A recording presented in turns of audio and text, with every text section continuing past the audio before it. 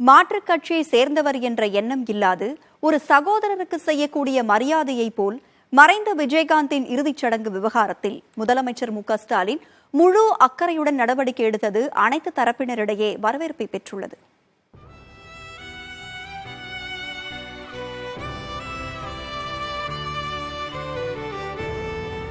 தேமுதிக தலைவர் விஜயகாந்த் காலமானதை தொடர்ந்து அவருடைய உடல் குடும்பத்தினர் விருப்பப்படி கோயம்பேட்டில் உள்ள அவரது கட்சி அலுவலகத்தில் பொதுமக்கள் பார்வைக்காக வைக்கப்பட்டது. எனினும் கட்டுக்கடங்காத மக்கள் கூட்டத்தால் போக்குவரத்து நெரிசல், பாதுகாப்பு ஏற்பாடுகளை மேற்கொள்வது, தலைவர்கள் வந்து செல்வது என பல்வேறு வகையில் சிரமம் ஏற்பட்டது.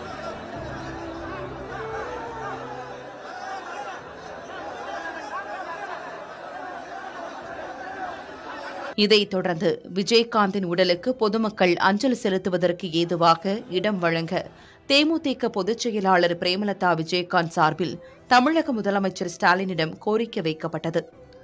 இதையடுத்து தமிழக அரசின் சுற்றுலாத்துறை கட்டுப்பாட்டின் கீழ் உள்ள தீவுத்திடலில் பொதுமக்கள் பார்வைக்காக விஜயகாந்தின் உடலை வைக்க தமிழக அரசு அனுமதி அளித்தது.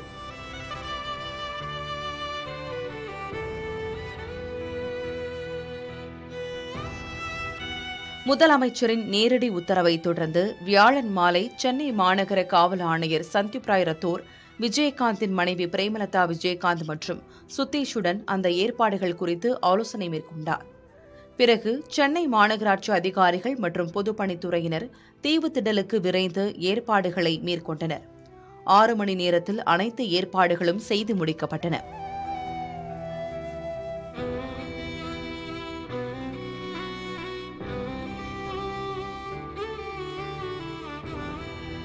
தொடர்ச்சியாக வெள்ளிக்கிழமை காலை 6 மணி முதல் தீவுத்திடலில் வைக்கப்பட்ட விஜயகாந்த் உடலுக்கு திரைத்துறை பிரபலங்கள், அரசியல் கட்சியினர், பொதுமக்கள் என அனைத்து தரப்பினரும் கூட்ட நெரிசலில் சிக்காமல் அஞ்சலி செலுத்தினர். விரிவான பாதுகாப்பு ஏற்பாடுகளும் செய்யப்பட்டிருந்தன.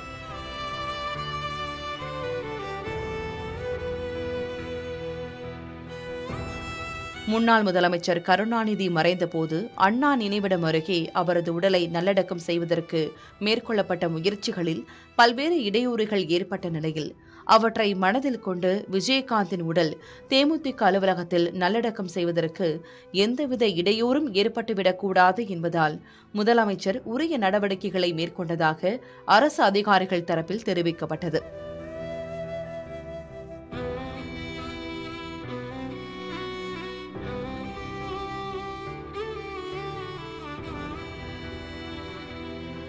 முதலமைச்சரின் இந்த துரித நடவடிக்கைக்கு தேமுதிக பொதுச் செயலாளர் பிரேமலதா நன்றி தெரிவித்துக் கொண்டார். முதல் நாள்ல நம்ம தலைமை கழகத்துல அத்தனை தொண்டர்களும் பொதுமக்களும் பார்த்தாங்க.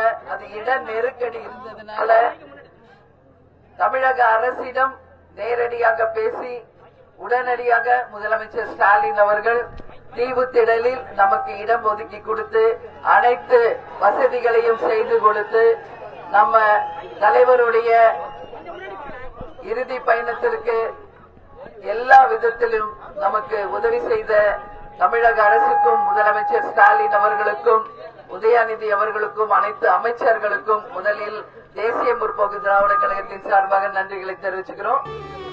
மாற்றுக் கட்சியை சார்ந்தவர் என்ற எண்ணம் இல்லாமல் ஒரு சகோதரருக்கு செய்யக்கூடிய மரியாதைகள் போல குறையேதும் ஏற்பட்டுவிடக்கூடாது என்ற அக்கறையுடன் முதலமைச்சர் ஸ்டாலின் நடவடிக்கைகளை மேற்கொண்டதற்கு தேமுதிக உள்ளிட்ட பல்வேறு கட்சியினர் பாராட்டு தெரிவித்தனர்.